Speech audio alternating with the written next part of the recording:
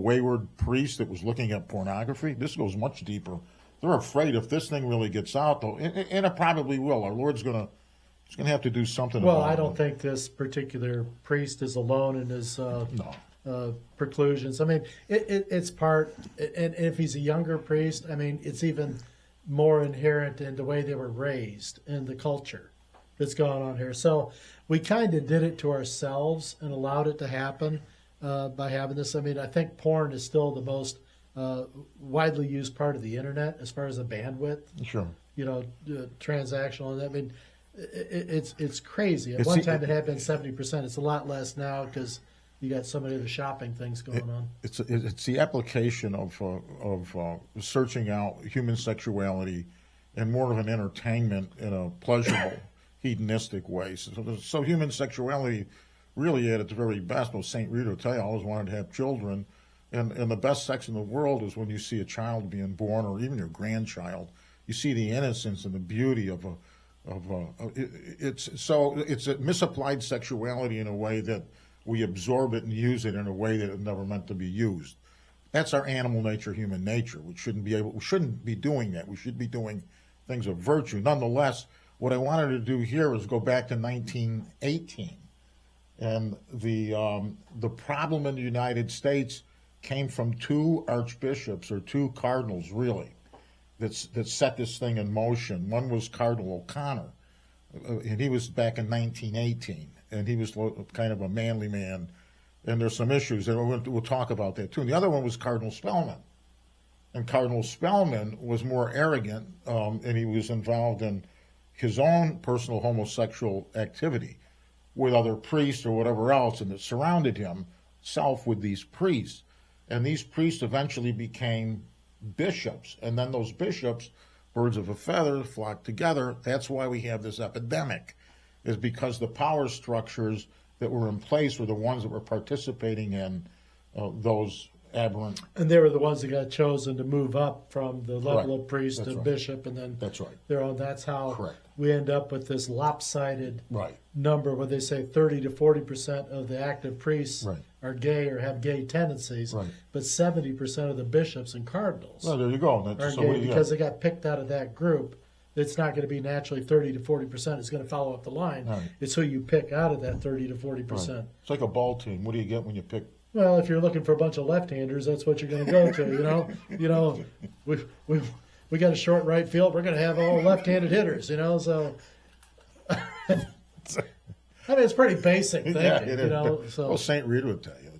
Well, she says you just got to grow up, and she said quite a bit with her two words right there, which doesn't surprise me, but I think it's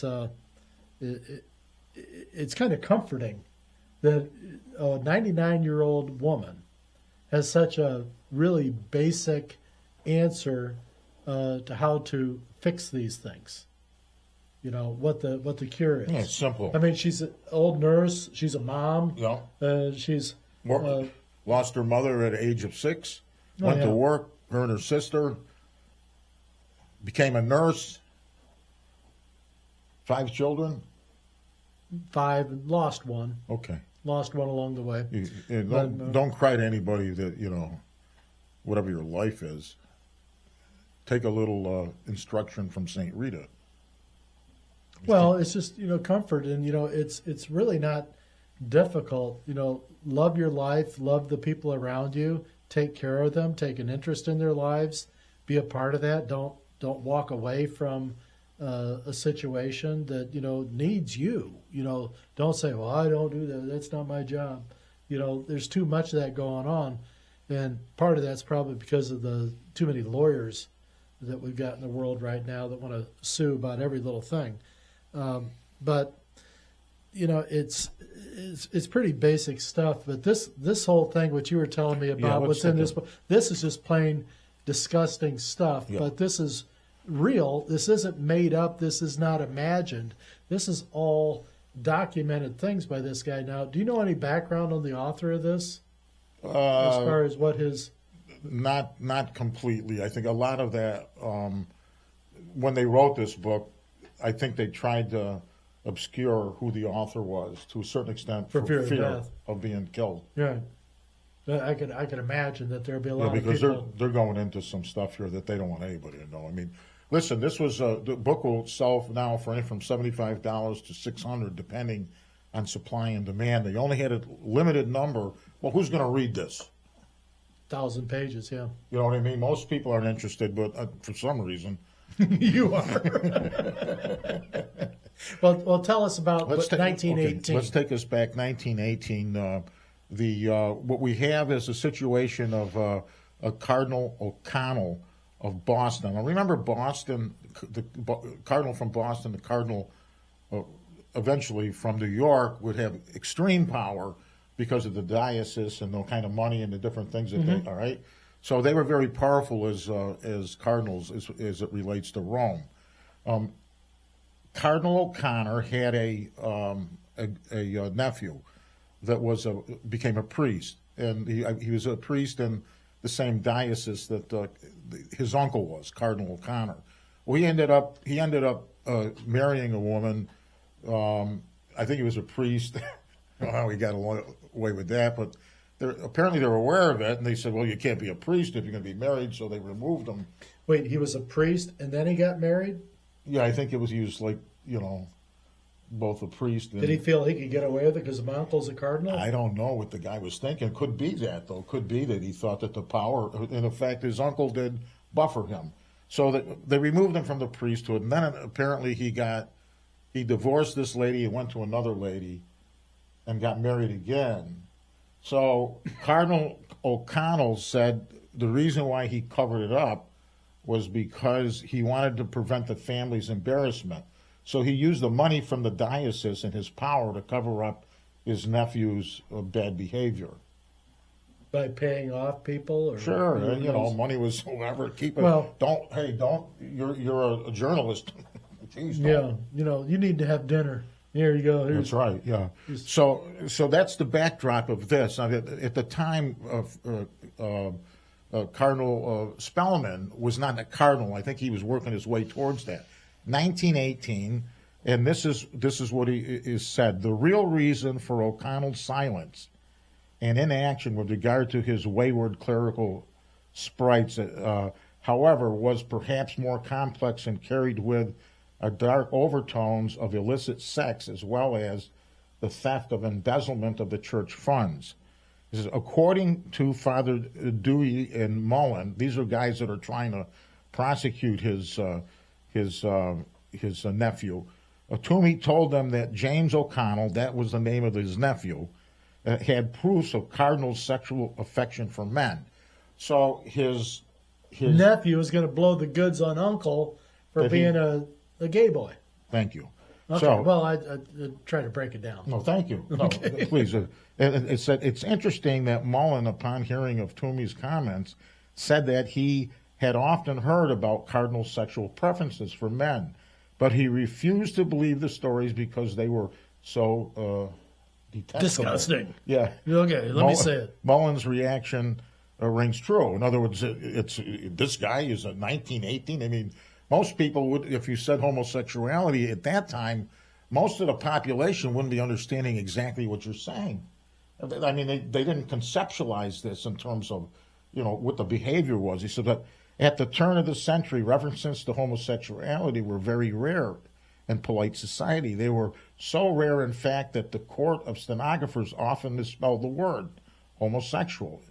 And juries involved in sodomy cases had to be instructed as to what terms homosexual and sodomy meant. So it was a language that they weren't completely clear about. Well, it wasn't common practice. It'd be like St. Rita. Who would even think in those terms? You know what I mean? As you young person wanting a family. I mean, sexuality to you meant that you were going to have babies and children and grandchildren, not free for all. But it's yeah, they were just kind of dealing with the Raggedy Ann and Andy dolls at that time. They didn't have Barbie and Ken yet. Even though they kept Ken smooth down there, they never really gave Ken his full endowment, as we say. That's right. He was not endowed.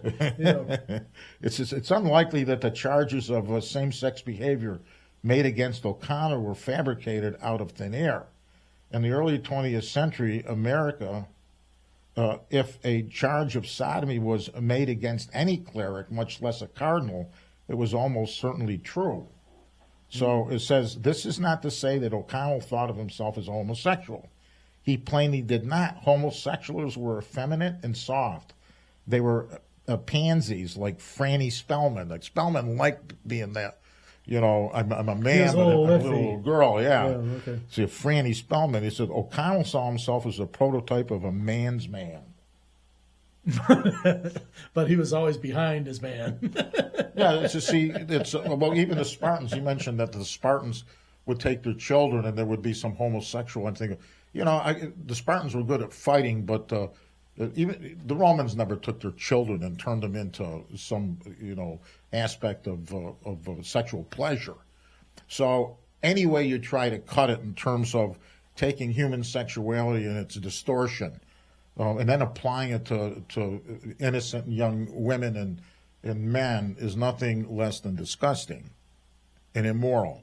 Well, especially when you're wearing a black robe and a collar, which carries an implied sense of authority and safety and security in these things. And then when it's not, and you got this other stuff going on, it's like, it's like that's a really bad cup of coffee. And I asked Larry, how could these people be, so prone to this and to live like, I can just go ahead and do it? And he basically said, they're narcissists. They think that they are above everybody else, that what they do is pure and that they're the only ones that can do it. I said, oh, that's how they do it? Yeah. They're consumed with themselves. They worship themselves, and then everything else is secondary. I mean, how can you live a life of duplicity? That's what they call it. They've been told all their life how wonderful they are and how special they are. In baseball, it was kind of like dealing with a left-handed pitcher coming up. Everyone always tells a lefty as he's growing up, oh, you're great, you're great, you're great. You're the best thing. Left-handed pitchers, if they can throw strikes and get guys out, nobody ever shuts them down as far as the coaches or dads or everyone always says how great they are. So when the left-handed pitcher comes up into the upper leagues, they're usually the biggest head cases around. Oh yeah, lefties are usually goofy as hell. Why is that? Well, they haven't been called to task. They didn't have to compete as much because there aren't as many lefties. So they'll put you in. They're prima donnas. They'll put you in, pimples and all. Okay. But righties got to compete with each other a little bit more because there's more of them out there. That's interesting. So some of them don't get to go to the pitcher's mound. Some of you just throw out in center field and leave them there. And they were saying something that's very biblical about the right and the left. There's something about the right tends to be more conservative, and the left tends to be wacky. Oh yeah, I think the scriptures or something. I think lefties are more artistic and creative in that way. I mean, I noticed that. Well, it's not a bad thing. I just noticed it over the years. With right-handed guys, I conservative, more regimented. Yeah. Lefties were more free-spirited. They were doing things they many times may have played guitars, been creative in that regard, musically or artistically. I just noticed that. I mean, I don't need to categorize, but I think that's it may or may not be. It may be a left brain, right brain thing. I don't know. Well, but if you're more open and liberal as a left, a lot of things can creep into your life that not be. Oh yeah. That's as a more conservative person, if they say, "Hey, welcome to the party, Larry. Go in there and take off your pants and stuff, and you can walk around naked." Really? I don't think I want to take my pants off. I don't think we need that. I don't mind doing a little drawing for you if you'd like. I don't think we need that. We can go back to 1918 or whatever you got going there. Well, apparently they were taking their pants down and they were doing a number of different things they ought not be doing. So, by the spring of 1920, the Holy See had completed its investigation on Father James O'Connell, his nephew. The nervous but ever resourceful Cardinal O'Connor was summoned to Rome. There is no evidence that O'Connell had an unnatural vice that came up for official discussion. Pope Benedict XV would have, in all likelihood, been discreetly advised about the charge of moral turpitude against the cardinal. But I mean, it's the same thing. The Cardinal O'Connell met with the Holy Father and made an unfortunate error of lying to the An Pope. unfortunate error of lying? Yeah, by telling him that the charges against his nephew were untrue, so he's a liar. It's an unfortunate error? I think that's a planned part of the development. Sure, yeah. I mean, that's not an unfortunate error. Well, they were. I think they're kind of tongue in cheek. It's like calling the gals they're out having sex with, they're doing sprites up earlier there. It's like, what? It's a flowery language here. It is flowery. So when the Pope presented him with a copy of his nephew's marriage license and other documents, O'Connell was humiliated and shamed. Well, he should be. Here's a guy that's involved in the activity, has to lie for his nephew because the nephew has on him that he's homosexual, and now so they tried to nail this thing down, but where it goes. I mean, they normally first of all, how are you going to prove that this cardinal is a homosexual? I mean, somebody would have to come forward. Yeah, he'd have to have one of his partners or whatever come forward. I don't think any of that happened. But the point that the Pope said, I got the marriage licenses from your nephew. Well, if you lied about that, yeah, why would you lie about that? Because he's got something on you. Well, it's just like in a court of law. The jury and the judge instructs them that if they find that one part of a testimony from a witness is a lie, and you impeach them, they can assume that it's all a lie. All a lie. And that's what happened a lot with our trial for Our Lady of America down, is I was able to pin one of the witnesses for the Fostoria side in a big old lie, a big lie. It took me 45 minutes to break her down, but she finally caved in. Yeah. But then the jury knew that everything she said was a lie. There you go. Because if it took that long, she was fighting the truth on this one point about telephone records. It was all bullshit. And it was. Was she dressed up in her outfit? No. This wasn't the fake nun. This was one of her collaborators from New Jersey. Okay. So Pralakaski. You missed that day. That was a fun one. Yeah. But that was. But if you find that they lied about one thing, you can assume that they lied about everything. Well, power seems to be one of the things that keeps these people in the positions that they're in, and nothing was ever done to Cardinal O'Connell. I think he lived his life out. I forget when he died, but we can take a look at that. But can you imagine going into the archives to know exactly what happened at the Vatican with this situation? And I mean, there's a lot of work to be done in order to get this stuff. Is the whole book like that?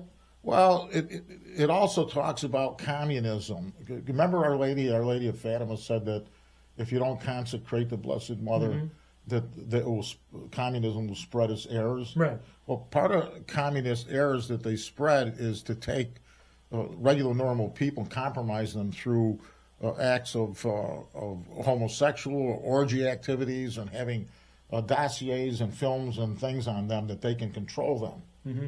So what do they call it? The dossiers. Well, yeah, sure. And they had a lot of that even in the McCarthy era, where he was saying there was infiltration of communism even with the generals and so on and so forth. Yeah. And there was, except that it's so preposterous that nobody would believe that, when he started saying we got communists as generals and stuff, have you no decency, you know what I mean? And all of a sudden it went against them. Yeah, wasn't communism, didn't they use homosexuality as a weapon? Oh, sure. And didn't they, as I've been told, and Father Havel had alluded to this many times, that the communist influence was by infiltration of more homosexuals into the Catholic Church. Yes. In the seminaries. Yes. And that they would get in there, and then a lot of them would appeal for positions to stay. Yes. and entrenched themselves. That's right. That disgusted the hell out of Father Havel. So even Father Havel saw it. Oh, yeah. Yeah. So see, He knew the fags. all they had to do was consecrate the children of Russia, the big ones and little ones, to the Immaculate Heart of the Blessed Mother Mary. They didn't do it. And now we got a dossier here, right, of the mess. Oh, boy. I tell you, that book just makes me feel icky. Oh, if you're ready, creep out. I'm getting creeped out just being close But to it it. talks about a lot of the CIA and FBI and M5, M6. A lot of these people were double agents and this and that and the other thing. And, Like Hoover and his whole thing. oh, Hoover was because he was dancing around with the he with was a the practicing communists quite a homosexual. bit. Yeah, But he danced around the fire of the communism. yeah, he did. He tried. Yeah. Yeah, he tried to approach that with a sense of we got to do something about it. But everybody was flipped. You got to remember the biggest difficulty of what's happening happens with Secret Service like organizations, FBI, CIA, because you remember these are people with badges, and many of them, especially CIA, they can roam around, do whatever they want to do, and if they kill somebody, they just put up a badge. You know what I mean? Well, they get the Clampdown. Sure, and so they can be corrupted through money and power. They can be corrupted through their sexuality in terms of what they're enticed into. Even Randy Engel said that they had to be very careful and prayerful as they're uncovering these things, because they could even be drawn into this idea of, well, what's that like, that homosexuality, and Well, first off, you got to drive a Prius. Has to be your first thing. That's how you can tell. say, huh? Drive a Prius, Prius. Yeah. That's one of those jokes. I think it was Tim Dillon, a online comedian, says, "Oh, how do you tell a gay guy these days?" Well, you got to look at what kind of car they drive. Most of them drive Priuses.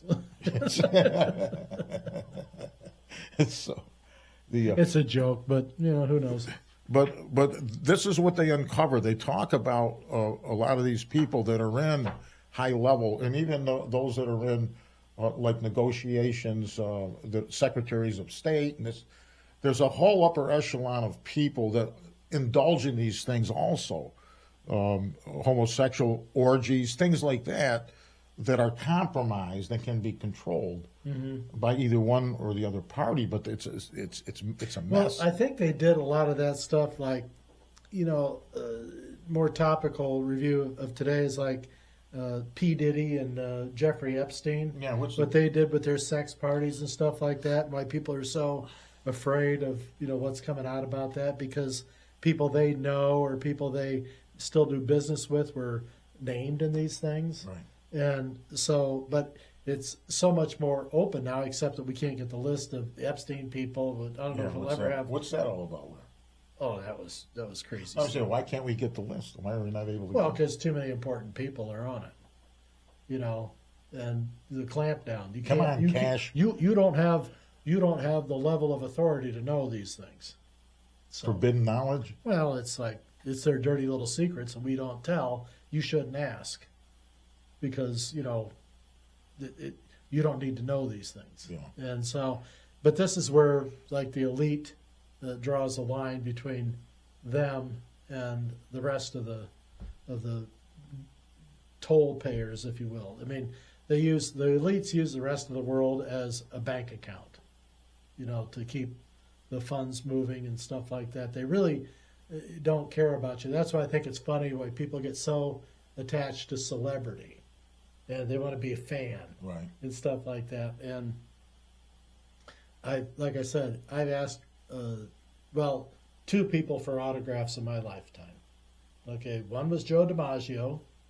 Okay, and I waited all day to talk with him, and I Yeah. ended up having a wonderful visit with him in his hotel room.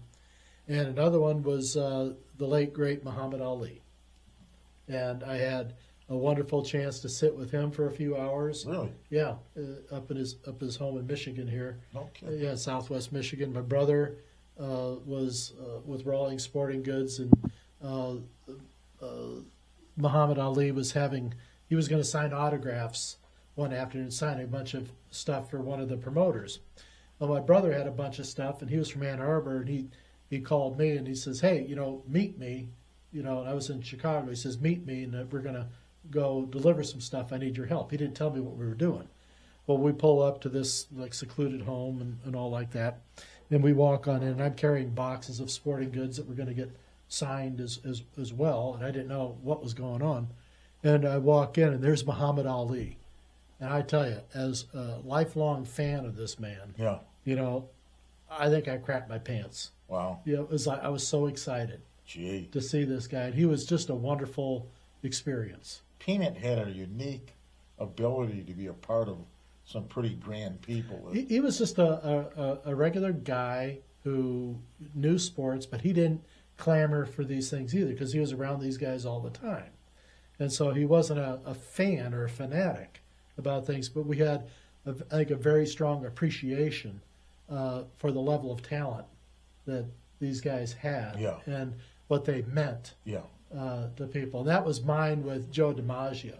I mean, as a kid, I never got to see him play, but I was able to read about him. And my brother had instructed me about Joe DiMaggio, Peanut had. And he told me about what a great, and so I learned more about him, and I was like, oh, wow. And then Pete Rose was there, and it's like, Yeah. so I had Yeah. these two guys who were just impact players on the team. And Joe DiMaggio was that for the Yankees. Pete Rose was an impact player for the Cincinnati Reds. And you got into problems with the gambling aspects later on, but I still don't believe he ever bet against his No, team. he wouldn't bet against his team. I don't think he ever. Pete Rose would not bet against his own team. Just wouldn't do it. And believe me, there were more people betting for other players that weren't caught. You can call your uncle, call somebody else, and they put so much money on it, you don't have to exchange words. Yeah, well, Just if they want to go for but betting, most of them don't bet against. well, if they want to get you busted for betting, you got to knock Ohtani out of the leagues, and they won't take him out because he's one of the biggest draws that the Major League has right now. But he was caught dead to rights betting. He had his right? translator doing all the betting. Yeah, they went through millions of dollars. He made money. Shohei Ohtani, oh yeah. I don't know if he made money or not, but he was Right. betting like He was crazy betting. on baseball. And they didn't throw him out. So apparently it's a sliding scale of things, and things have changed, in 40 years. So I'm not here to complain about that, but I'm more concerned about the level of regard for propriety that's kind of gone on, not only in our world, but the church, and how the two intermingle together, and the slippery slope of habits are okayed by certain. Yeah, it's okay. Yeah. It's not really what you think it is. It's out in the open, the pursuit of pornography, and they don't want you to think that there's anything wrong. And on top of it, if you should ask for a clarification, you get escorted out. Ladies and gentlemen, we're in very severe condition of rot. And I can tell you this, our Lord's not going to put up with it, and the Holy Spirit's going to intervene. And But why do we put up with it? well, we shouldn't. And your mother said it, they're chicken shit. And she means it. Stand up.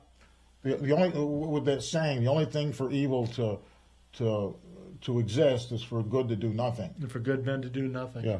So and his mother was right. There's very simple answers to the rot, except only one man would stand up for it. So I want to get a hold of this guy. I think he'd be Think an if you awesome. get- He'd be an awesome brain Yeah. to pick. absolutely. I'd like to know what was going through his thoughts at that time, and get his take on what he's heard or knows or whatever. I don't want to sit there and do an open castration on a young priest if that's what our case is here. I don't know enough about this, but the superficial details are just bad enough that this is a systemic problem. It's an institution, folks. What's going on now is even worse than what went on back then, and it's a cancer, and And it's not everywhere. Not everyone is Well, you is just a problem. named 75%. There's just enough of them. The others- 75% of Well,